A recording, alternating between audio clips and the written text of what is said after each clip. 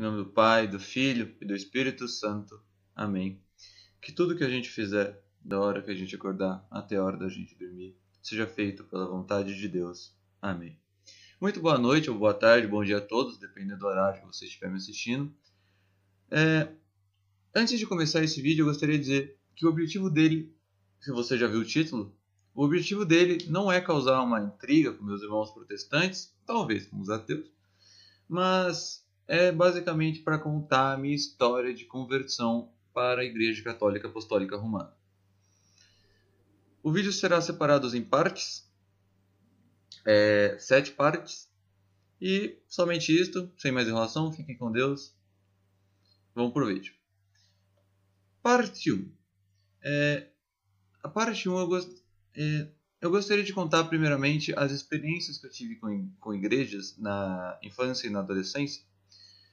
A primeira delas foi, se eu não me engano, em uma igreja, não sei se é universal ou se é igreja internacional, eu não me lembro. Eu tinha uns 6 ou 7 anos e a minha avó, eu não sei se foi a minha avó que me levou, ou se foi outra pessoa, eu realmente era muito pequeno, não me lembro quem me levou. Ela me levou para um culto dessa igreja, na minha antiga cidade, aliás. E esse culto eu fiquei, basicamente eu chorei o culto inteiro, sabe? Era muito barulho para mim, eu não conseguia ficar lá. Eles tentaram me colocar na escolinha, chorei mais ainda. Eu não acredito que seja uma escolinha, não sei realmente se era uma escolinha. No final do culto, eles fizeram uma fila para passar pelo pastor. Aí a pessoa passava, o pastor apertava a cabeça dela assim, e balançava pra caramba e ficava gritando mais ainda. E eu fiquei muito tonto e chorei mais ainda de novo.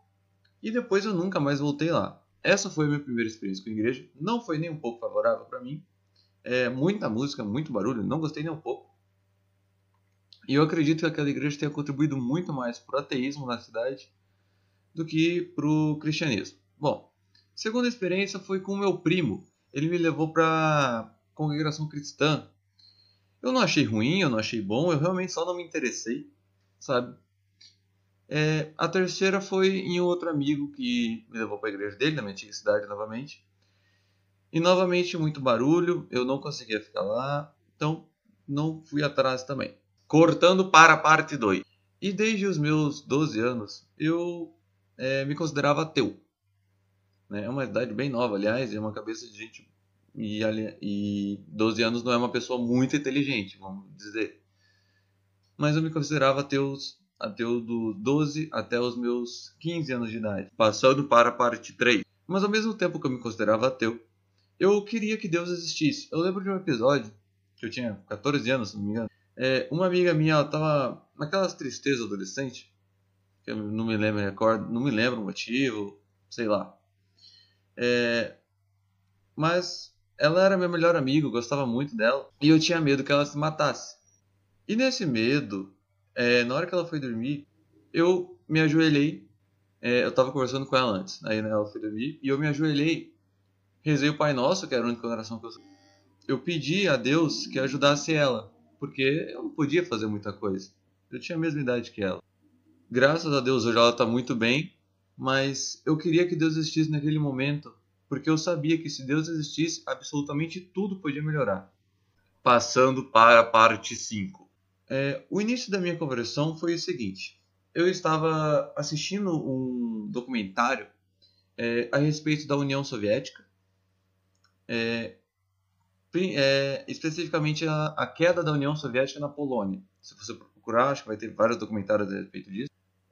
No documentário, falava muito sobre o Papa São João Paulo II, falava muito da influência da Igreja Católica e falava muito da fé que aquele povo teve. A Igreja Católica na União Soviética foi bem reprimida, mas sobreviveu muito e foi o que contribuiu muito para a queda da União Soviética na Polônia. Então eu passei a crer que existia algo divino, que aquelas pessoas tinham uma fé muito grande e que podia realmente existir alguma coisa divina que movia aquelas pessoas. Caso contrário, eu acredito que elas estariam totalmente desanimadas ou que a União Soviética perseveria até hoje. Parte 5. Uma das coisas que depois de eu ter assistido esse documentário e ter pensado bastante, me veio à cabeça o seguinte: duas coisas. Se Jesus existe, ele deve estar fora da Bíblia, e fora da Bíblia ele deve condizer com o Jesus bíblico. Bom, eu fiquei muito feliz ao encontrar bastante coisa do Jesus histórico que se relacionava com o Jesus bíblico. E eu vou recitar algumas dessas coisas aqui. Primeiramente, eu gostaria de citar Flávio Josefo. É um livro que ele escreveu em Antiguidade Judaica, se eu não me engano. Flávio Josefo até hoje é discutido se é verdade ou não, mas é bom que eu apresente aqui. No livro Antiguidade Judaica está escrito: Ele fez seguidores tanto entre judeus como entre os gentios. Ele era Cristo. E quando Pôncio Pilatos, seguindo-a, condenou à cruz, os que o amaram no princípio não o esqueceram, porque ele apareceu a eles vivo novamente no terceiro dia, como os divinos profetas tinham previsto, essas e milhares de outras coisas maravilhosas a respeito dele. E a tribo dos cristãos, assim chamadas por causa deles, não está extinta até hoje. Flávio Josefo. E outra carta é de Públio Cornélio Tácito, que era um senador e historiador da época. Por conseguinte, para se livrar do relatório, Nero colocou a culpa e infligiu as mais requintadas torturas em uma classe odiada por suas abominações, chamados cristãos pela população. Cristos, de quem o nome teve sua origem, sofreu penalidade extrema, crucificação, durante o reinado de Tibério, às mãos de um dos nossos procuradores, Pôncio Pilatos, e uma superstição mais perniciosa. Os cristãos eles eram odiados, na Bíblia mostra isso. Cristo, na sua crucificação, as profecias a respeito de Cristo no Antigo Testamento, tudo isso relacionado com o Jesus bíblico, o Jesus histórico e o Jesus bíblico. Mas teve uma coisa que eu percebi. Eu podia pegar a própria Bíblia e não usar ela como um livro religioso, mas sim um livro histórico, e pegar as partes da história de Jesus na Bíblia. Mas na mente que eu tinha de ateu, a Bíblia era só um livro religioso e ela não era válida, sabe? Parte 5: Ciência e Religião. Bom, quando eu era ateu, depois de ter visto essas coisas e ter me convencido mais que Jesus realmente existia, eu fiquei pensando comigo mesmo que se a Bíblia é um livro válido, além de ser religioso, também histórico, também que explica, é o livro certo, a ciência, as teorias científicas mais aceitas, elas deviam bater com as teorias bíblicas. E qual que é a teoria da ciência mais aceita hoje em dia por 99,9% de cientistas? É a teoria do Big Bang. É a teoria mais aceita, acredito que todo mundo realmente acredite nela, eu principalmente acredito, e a maioria dos ateus acredita nela também. Porém, essa teoria ela foi criada por um padre, isso é bem irônico. Mas o que eu percebi foi o seguinte, que Deus, ele criou as coisas, só que a gente foi muito curioso e quis procurar como. Bom, na teoria do Big Bang, basicamente um átomo primordial explodiu e nesse momento foi criado todo o universo. O Sol e a Terra eles foram criados no mesmo instante. Então tudo bem.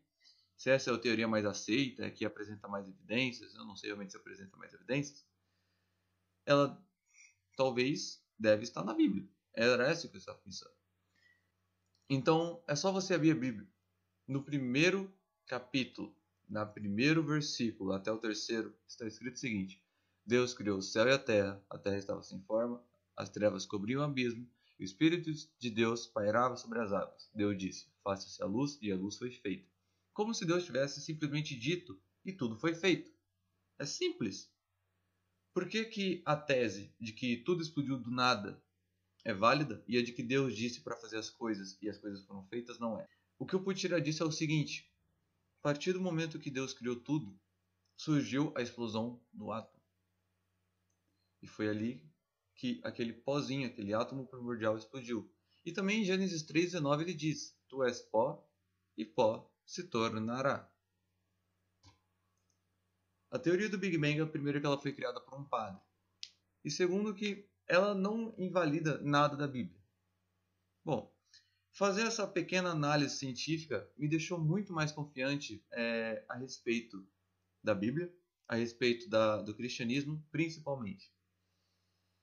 Bom, e tendo respondido essas minhas pequenas dúvidas religiosas a respeito da ciência, e essas a respeito da possível existência de Jesus, eu quero falar, aliás, que tem muito mais coisa a respeito disso, só que eu quero falar menos para não alongar tanto o vídeo. Agora eu vou falar da parte final, que é a parte... responder as perguntas a respeito de Eucaristia, a respeito de purgatório, a respeito de Maria, a respeito das imagens, a respeito da igreja, a respeito daquela teoria de que somente a Bíblia importava. Eu respondi essas dúvidas, eu vou dizer elas agora. Nesse tempo que eu respondia minhas dúvidas científicas da possível existência de Jesus, eu estava passando aí para a igreja ali, para a igreja aqui, para a igreja ali, porque eu queria realmente obter alguma resposta. Eu já estava crendo na existência de Deus. O problema é que eu não sabia a diferença alguma de igreja evangélica, de igreja católica, de igreja testemunho de Jeová. Para mim era tudo igual. E as 3 primeiras igrejas que eu fui foram igrejas evangélicas. Não tive boa experiência com a primeira, não tive boa experiência com a segunda, não tive boa experiência com a terceira. Porque, novamente, os mesmos problemas que eu tive antes. Barulho, barulho, barulho, barulho. Eu não consigo ficar em um ambiente com muito barulho. Eu tenho muito problema com isso. Nesse tempo, eu tinha escutado alguns católicos falando o seguinte, que na missa a gente faz o que a gente faria diante do altar, diante de Jesus Cristo crucificado. Eu achei aquilo magnífico. Só que toda vez que eu ia para um culto ou para uma missa realmente que tinha muito abuso litúrgico, né? Que aqui em Ribeirão tem algumas igrejas que fazem isso, mas igreja católica, eu não tinha boa experiência. Era muito barulho novamente, sabe? Graças a Deus, o que eu estou agora respeita muito bem, é muito melhor. Só que nessa procura de igrejas aqui e ali, eu acabava escutando bastante coisa ruim da igreja católica. Bom, uma das coisas que eu sempre escutava era de muitos, não protestantes, mas principalmente desigrejados, era que somente a fé importava, né? E existe um versículo muito bom para a gente responder isso. Tiago 2:24. Estais vendo que o homem é justificado pelas obras e não somente pela fé. O problema dessa ideia de que só a fé importa, ela acaba gerando o banditismo que existe hoje na sociedade, que os bandidos cometem tantos crimes e que se eles têm fé na existência de Deus, eles estão salvos. Bom, e eles acabam se esquecendo de fazer as obras. Bom, outra coisa que eu sempre ouvia era o que somente a Bíblia importava. Então, é nada mais justo de que eu usar a própria Bíblia para falar que não é só a própria Bíblia que importa. Em 2 Tessalonicenses 2,15. Portanto, irmãos, ficai firme, guardai as tradições que vos ensinamos oralmente ou por escrito. Tradições que nós ensinamos oralmente ou por escrito. É importante se guardar a tradição e é basicamente o que a Igreja Católica faz. Também temos 2 Pedro 1, 20 e 21. Sabendo primeiramente isto, que nenhuma profecia da Escritura é de particular interpretação, porque a profecia nunca foi produzida por vontade de homem algum, mas os homens santos de Deus falaram inspirados pelo Espírito Santo. Isso já quebra totalmente a perna da ideia de que somente a Bíblia importa. É porque quando eu me tornei cristão, quando eu respondi minhas perguntas de ciências, minhas perguntas de Jesus, eu estava na minha cabeça de que a Bíblia ela não era um livro comum. Porque toda vez que eu lia, eu sentia algo diferente em mim. Era muito bom ler a Bíblia. Mas eu não acredito. Ela é um livro. Eu via que ela era um livro muito grande e eu não acreditava que eu sozinho conseguiria interpretar ela inteira. Eu não conseguia. E eu não via que as pessoas conseguissem fazer isso. Eu não acreditava que uma pessoa comum ela conseguiria interpretar uma Bíblia inteira. E nem a pessoa mais instruída do mundo conseguiria interpretar a Bíblia inteira. É por isso que eu acredito hoje na grande importância na igreja de interpretar a Bíblia. Eu não posso pegar a Bíblia para ficar contradizendo a igreja. Não, porque eu realmente não sei nada. A Bíblia é extremamente grande. 1 Timóteo 3,15. Todavia, se eu tardar, saberás como proceder na casa de Deus, que é a igreja do Deus vivo, coluna e sustentáculo da verdade. Aqui Paulo ele está basicamente reafirmando a autoridade da igreja, colocando a igreja como coluna e sustentáculo da verdade e falando que é a igreja de Deus vivo. Ele está reafirmando a autoridade da igreja. A igreja é extremamente importante. Bom, continuando. Quando eu ia para diversas denominações evangélicas, umas mais, outras menos, falavam bem ou mal de Maria. Eu achava isso muito estranho. Quando eu ia para a católica, principalmente na missa, quando eu comecei aí, eu via que eles tinham um certo apreço mais por Maria. Né? Rezava Ave Maria, Santa Maria, Mãe de Deus, e eu queria entender isso. Por que nas igrejas evangélicas não se tem tanto esse apreço? Não se acredita que ela é santa? Alguns acreditam que ela teve mais filhos, não entendo. E na igreja católica é totalmente diferente a respeito disso. Eu quis entender essa diferença. Bom, se só a Bíblia importa, nada mais justo do que eu usar a Bíblia para isso. Isaías 7,14. Portanto, o mesmo Senhor vos dará um sinal. Eis que uma virgem conceberá e dará à luz um filho e o chamará seu nome Emanuel. Isso em Isaías. Também temos Cânticos 6, 8, 10. 60 são as rainhas e 80 as concubinas e as virgens sem número. Beleza. Porém, uma é a minha pomba, a minha imaculada, que os católicos sempre chamariam de imaculada. Nem todo protestante acredita que ela seja imaculada. E a única de sua mãe, e a mais querida daquela que deu à luz. Quem será a mais querida daquela que deu à luz, senão aquela que deu à luz a Jesus Cristo? Virão-na as filhas e a chamarão-na de bem-aventurada. Quem será que é chamada de bem-aventurada pelos católicos? Isso aqui ele está falando ainda no Antigo Testamento. As rainhas, as concubinas louvarão-na. E quem é esta que aparece como alvo do dia, formosa como a lua, brilhante como o sol, terrível como o exército com bandeiras? Santa Maria, Mãe de Deus. Também temos quando o próprio Jesus fala, em João 19, 26, 27. Ora, Jesus, vendo ali sua mãe, e que o discípulo a quem ele amava estava presente, disse à sua mãe, mulher, eis aí teu filho. Depois disse ao discípulo, eis aí tua mãe. E desde aquela hora, o discípulo a recebeu em sua casa. Bom, isso me respondeu muitas perguntas, porque eu via sempre o protestante falando eu não preciso de Maria para encontrar Jesus, mas os católicos tinham um apreço maior, e eu vejo isso aqui, nesses versículos. Porque Maria ela já é guardada desde o Antigo Testamento e ela é extremamente valorizada desde o Antigo Testamento. Em Isaías já estava previsto que ela ia dar a luz a Jesus e que ela deu um sinal. Em Cânticos chamarão ela de bem-aventurada. A gente chama ela de bem-aventurada até hoje. Em João, com Jesus falando ao discípulo dele que Maria é a mãe dele, eu entendi por que os católicos falavam que Maria é a nossa mãe. E é exatamente por isso que se venera tanto Maria, que se tem um apreço maior por Maria. Não um apreço maior, não que coloque Maria acima de Jesus, é claro que não. Maria está plenamente abaixo de Jesus, só que todos nós estamos abaixo de Maria. Bom, continuando. Purgatório.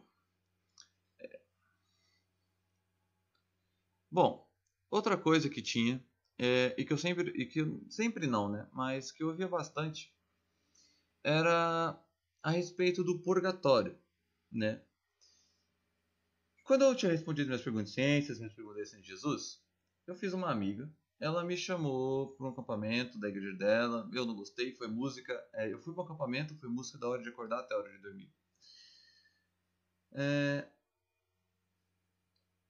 Eu lembro que a gente estava conversando e eu falei, a gente passou por papo a respeito de purgatório. Ela falou para mim que purgatório não existia porque quando nós morremos, nós tocamos a alma de Deus e a nossa alma fica limpa. Bom, se só a Bíblia importa, nada mais justo do que usar a própria Bíblia para falar dessas coisas. Em Hebreus 12:14 diz: Segui a paz com todos e a santificação, sem a qual ninguém verá o Senhor. Também diz em 2 Macabeus 12: E voltaram-se para a oração, pedindo que o pecado fosse completamente perdoado. E o nobre Judas exortou o povo a guardar-se sem pecado, vendo com os seus próprios olhos o que havia acontecido por causa do pecado daqueles que tinham tombado. E fez uma coleta entre os seus homens, que os acendeu a 2.000 dracmas de prata, que enviou a Jerusalém para pagar a oferta de um sacrifício para tirar pecados. Belo e nobre ato, pois ele pensava na ressurreição dos mortos. Pois se não esperasse que os mortos que caem ressurgirão de novo, orar a favor deles seria superfluo e inútil. E se ele tinha expectativa de que uma belíssima recompensa estaria reservada para quem repousa na piedade, a sua ideia foi santa e piedosa. Por isso, ofereceu um sacrifício a favor dos mortos, para que seu pecado fosse perdoado. Bom, continuando nos versículos 1 Coríntios 3, 10, 15. Seguindo a graça de Deus que foi me dada, pus eu como sábio arquiteto o fundamento e outros edificam sobre ele. Mas veja cada um como edifica sobre ele. Porque ninguém pode pôr outro fundamento além do que já está posto, o qual é Jesus Cristo. E se alguém sobre este fundamento formar um edifício de ouro, prata, pedras preciosas, madeira, ferro, feno, palha, a obra de cada um se manifestará na verdade. O dia a declarará. Porque pelo fogo será descoberta, e o fogo provará qual seja a obra de cada um. Se a obra que alguém edificou nessa parte permanecer, esse receberá galardão. Se a obra de alguém se queimar, sofrerá detrimento, mas será salvo pelo. Continuando, em Lucas 12, 45 e 48. Mas se aquele servo disser em seu coração: O meu senhor tarda em vir e começar a espancar os criados e criadas, e a comer e a beber e embriagar-se, virá o senhor daquele servo no dia em que o não espera, e numa hora ele não sabe, e separá-lo e lhe dará a sua parte com os infiéis. E o servo que soube a vontade do seu senhor, e não se aprontou, nem fez conforme a sua vontade, será castigado com muitos açoites. Mas o que não soube e fez coisa digna de açoites, com pouco açoite será castigado. E a qualquer que muito for dado, muito se lhe pedirá. E a que muito se lhe confiou, muito mais se lhe pedirá. Esses versículos basicamente eles dizem o seguinte: se você não santificar, se você não chegar no céu, todos os seus pecados, se você não chegar lá, morrer, os seus pecados pagos, estiver perdoado, você vai ter que levar uma chibatada para entrar no céu. Continuando os versículos sobre outros temas para o vídeo não alongar, eu vou falar agora do último tema, que é sobre imagens. Que esse foi o que eu mais ouvi.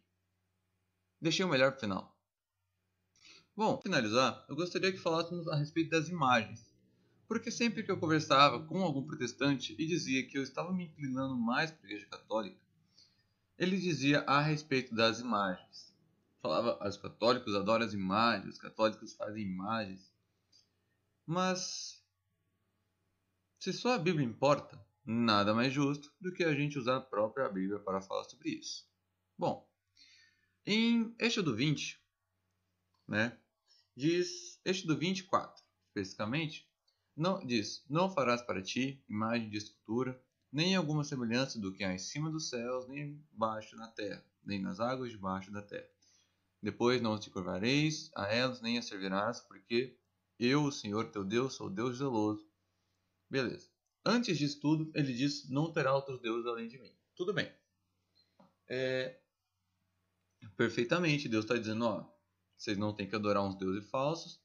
E o povo daquela época fazia muita imagem e dizia que aquela imagem era Deus. É para isso que o versículo se trata. E a gente sabe diferenciar muito bem do que é uma imagem, que é uma representação, do que é uma imagem que os pagãos acreditavam que era um Deus. Bom, mas vamos usar a Bíblia para falar a respeito das imagens, em vez de ficar só eu falando? Certo? O que eu acabei de citar foi Êxodo 20. Já em Êxodo 25, 5 capítulos depois, diz: Farás também 2 querubins de ouro batido os fará, nas 2 extremidades do propiciatório. Você vai me dizer que Deus está pecando contra ele mesmo? Também tem Números 21, 8.